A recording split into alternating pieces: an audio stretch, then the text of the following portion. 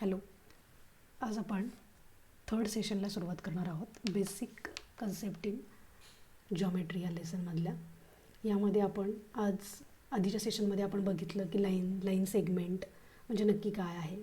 आता आपण 2 सेगमेंटचं measurement find out करणार, त्यामधलं डिस्टन्स फाइंड आउट करणार आणि त्याच्यावरून आपल्याला सांगायचं आहे की त्या सेगमेंट कॉन्ग्रुएंट आहेत की नाही. ठीक आहे. त्यातलं फर्स्ट एक्झाम्पल बघू आपण. सेगमेंट DE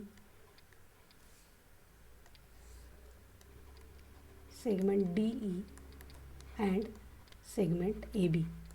ठीक आहे. तर यामध्ये सेगमेंट ABचं नंबर लाईनवर ड्रॉ देअर कोऑर्डिनेट्स दिलेले आहेत. Whether the pair of segments म्हणजे ही सेगमेंटची व्हॅल्यू जी आहे ती आपल्याला काय दाखवायची, AB इतकी आली आहे की नाही ते चेक करायचं आणि त्याच्यावरून म्हणायचं आहे की ते कॉन्ग्रुएंट्स आहेत का नाही. आता यामध्ये D पॉईंट काय आहे, -7, E आहे 9. सो आपल्याला माहिती आहे की E is greater than D. So आपण म्हणूया segment DE is equal to E minus D. म्हणजेच E काय आहे, 9 minus -7. So which is nothing but 16. So segment DE आपल्याला मिळालेला आहे 16. आता तसंच आपण काढणार सेगमेंट AB. ABमध्ये Aचे कोऑर्डिनेट्स आहेत. Aचे -3 आहे कोऑर्डिनेट अँड Bचा 5 कोऑर्डिनेट आहे. So segment AB is equal to B काय आहे ते ग्रेटर आहे. सो B मायनस A म्हणजेच 5 मायनस -3.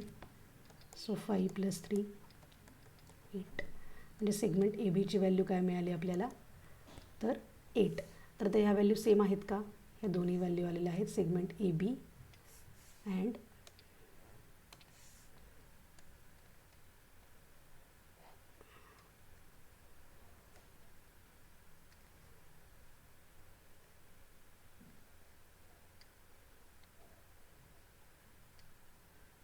ही जी व्हॅल्यू आपल्याला मिळाली ही सेम आहे का, तर नाही. सो आपण म्हणू शकतो therefore segment DE and segment AB are not congruent. लक्षात आलं आहे, कारण त्यांचं मेजरमेंट सेम नाही. हे 8 आलेलं आहे आणि हे 16 आलेलं आहे. सो मेजरमेंट सेम आहे का, नाही. दोघांचं जी काय व्हॅल्यू आली आहे ती सेम आहे का, नाही. सो आपण म्हणू शकतो की these 2 segments are not congruent. Next example बघू. सेगमेंट BC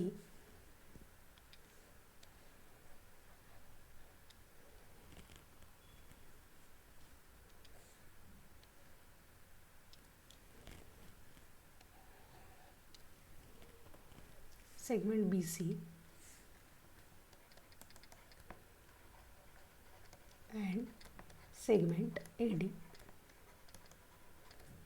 सेगमेंट BC काढू आधी आपण. आता डायरेक्ट इथेच बघू आपण. Bची व्हॅल्यू आहे 5, Cची व्हॅल्यू आहे 2. म्हणजे 5 इज ग्रेटर दॅन 2. 5 मायनस 2 3. म्हणजे सेगमेंट BCची व्हॅल्यू काय येणार, B minus C 5 minus 2 which is equal to 3. ठीक आहे. आता सेगमेंट AB. सेगमेंट AB आपण ऑलरेडी इथे काढली आहे.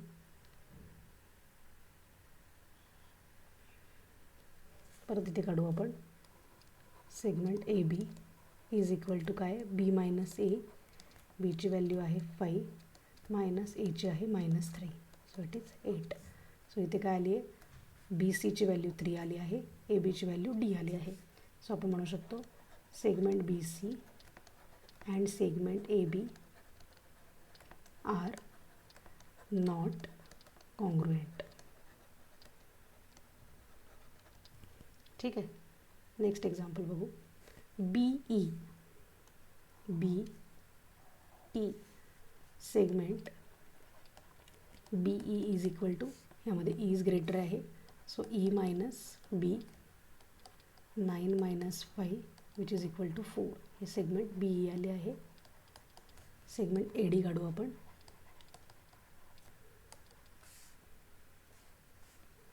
A काय आहे 3, D आहे 7. सो आपण काय करणार आहोत, A minus B.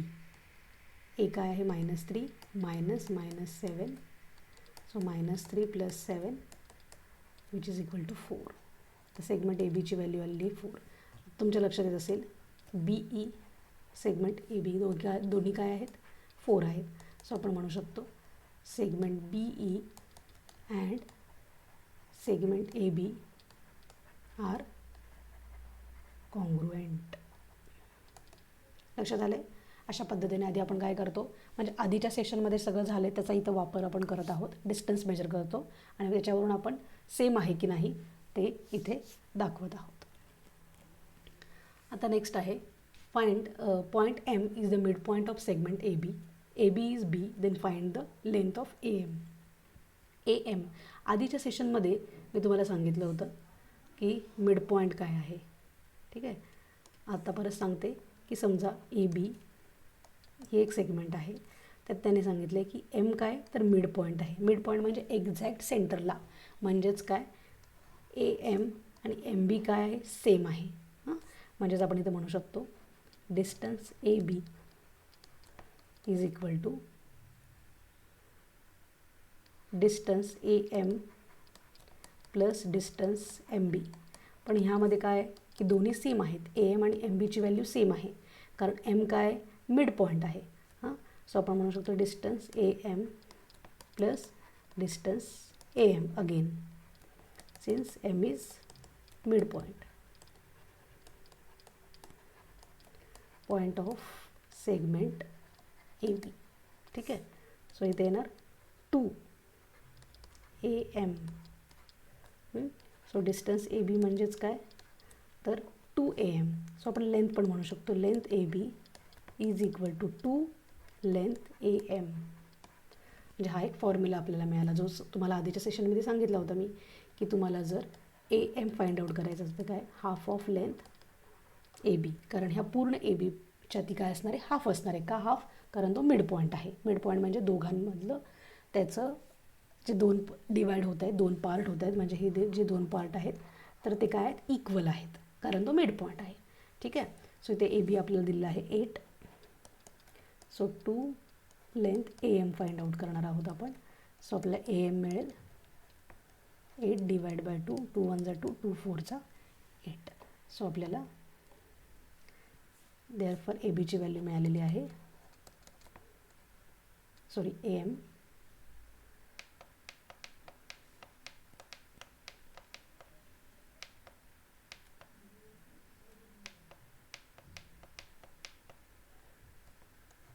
AM is equal to 8 divided by 2 length AM 2 1 जा 2 2 4 जा 8. so length AM is equal to 4. अशा पद्धतीने आपल्याला काय मिळाली AMची लेंथ मिळालेली आहे. सेगमेंट ए बीची लेंथ काय आहे ती 4 आहे. 8 जी टोटल 8 होती त्याची हाफ म्हणजेच 4. ठीक आहे, आता नेक्स्ट बघणार आहोत आपण. त्यामध्ये दिलं आहे A B is equal to 5 centimetre, B P is equal to 2 centimetre, A P is equal to 3.4 centimetre. Compare the segment. आता ह्यामध्ये सगळ्यात स्मॉल काय आहे तर सेगमेंट 2 सेंटीमीटर जे आहे म्हणजेच काय तर बी पी. त्यानंतर 3.4 सेंटीमीटर म्हणजेच ती काय ए पी. त्यानंतर ए बी म्हणजेच 5 सेंटीमीटर जे आहे.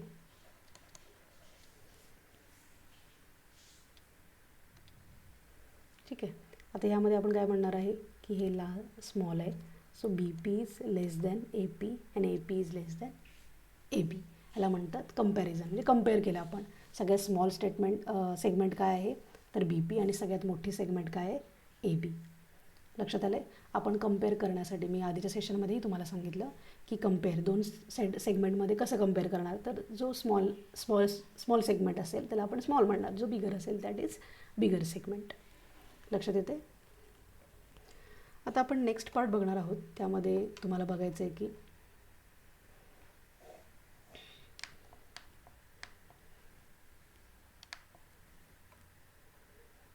Conditional statement and the converse. म्हणजे तुम्हाला एक स्टेटमेंट दिली आहे तर त्यामध्ये ती कंडिशनल बनवायची. कंडिशनल म्हणजे काय तर इफ अँड देनचा वापर करायचा त्यामध्ये आपल्याला. इफ आणि देन. आता इफ आणि देनचा सेगमेंट स्टेटमेंटमध्ये वापर करून तुम्ही थिअरम तयार करता. थिअरममध्ये इफ आणि देन वापरलेलं असतं. मी तुम्हाला ऑलरेडी सांगितलं, थिअरम तुम्हाला इथे जॉमेट्रीमध्ये बघायचे आहेत. इफ आणि देन, इफपासून देनपर्यंतचं जे काही स्टेटमेंट असेल त्याला आपण म्हणतो गिवन, आणि देन नंतरचं पुढचं जे स्टेटमेंट असतं ते आपल्याला काय करायचं असतं, प्रूफ करायचं असतं.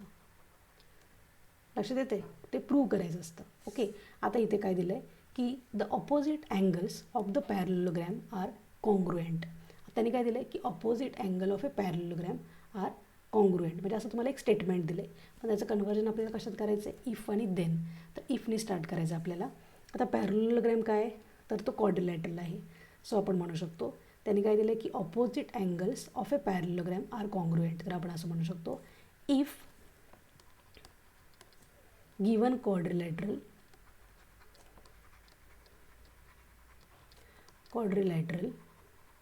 is parallelogram, then opposite angles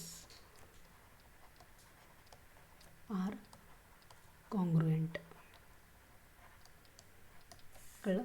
if पासून देन त्यांनी सांगितले ऑपोजिट अँगल्स कॉन्ग्रुएंट आहेत. कधी, तो जर पॅरलोग्रॅम असेल तर. If given quadrilateral is parallelogram, then opposite angles of a quadrilateral are congruent. ठीक आहे, म्हणजे तुम्ही फक्त काय केलं, इफ वापरलं आणि देन वापरलं आणि एक स्टेटमेंट तयार केली. लक्षात आले? त्यानंतर diagonals of a rectangle are congruent. मग इथे पण आपण म्हणणार आहोत, if given quadrilateral is rectangle, then diagonals are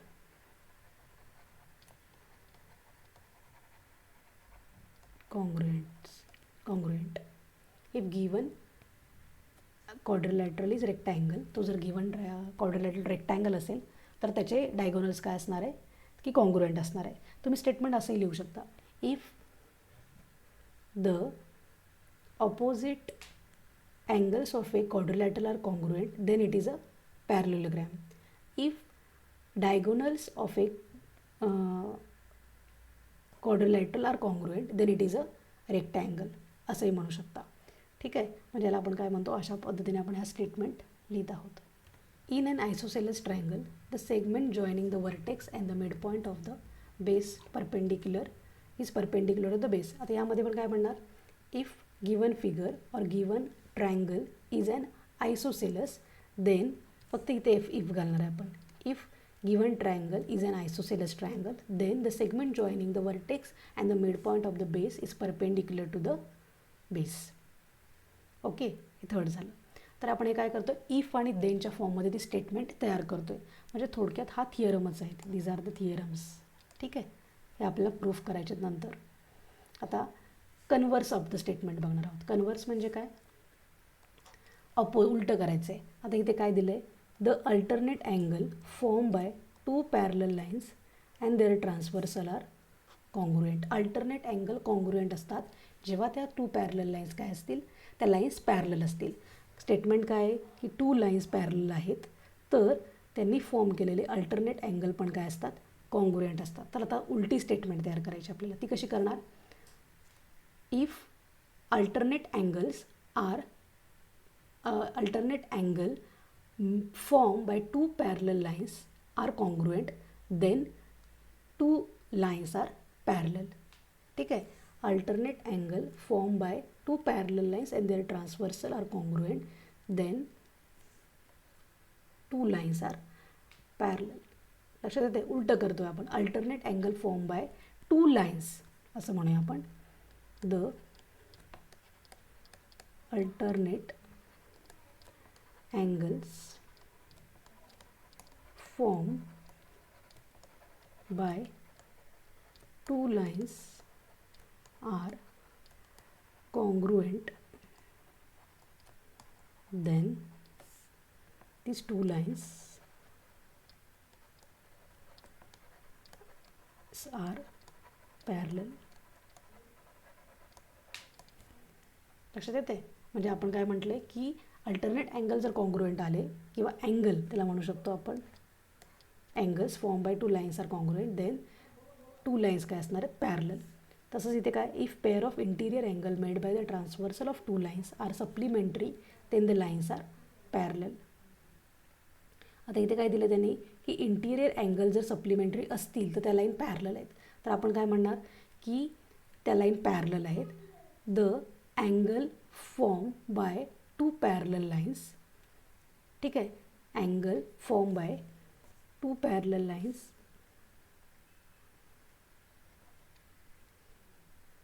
if two lines are parallel then angle form in the angle which is formed interior angle which is formed are supplementary to each other.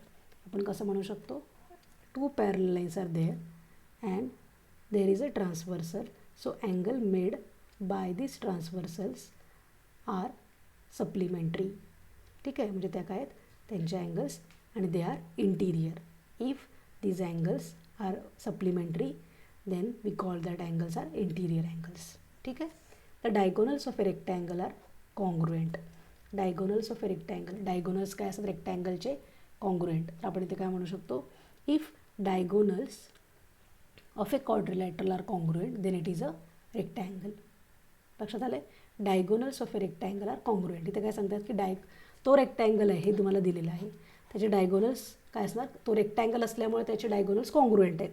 तर तिथे आपण काय म्हणणार की एक quadrilateral आहे त्याचे diagonals congruent आहेत म्हणून तो रेक्टँगल झाला. ठीक आहे. If diagonals are congruent then we can say it is a rectangle. लक्षात येते. तर ह्या कन्व्हर्स स्टेटमेंट तुम्हाला एक्झाममध्ये लिहायला येऊ शकते. तर अशा पद्धतीने ही कन्व्हर्स स्टेटमेंट आपण लिहिणार आहोत. लक्षात आलं आहे. ह्यामध्ये तुम्हाला काही डाऊट असेल तुमच्या वर्ड्समध्ये लिहा की हे अशाच पद्धतीने एक्झॅक्ट आलं पाहिजे असं काही नाही. You can use your own words to write the statement. ठीक आहे. तुम्हाला काही डाऊट असेल तर नक्की मेसेज करा. ठीक आहे. तुम्हाला माझं लेक्चर आवडलं असेल तर लाईक शेअर अँड सबस्क्राईब करायला विसरू नका. थँक्यू.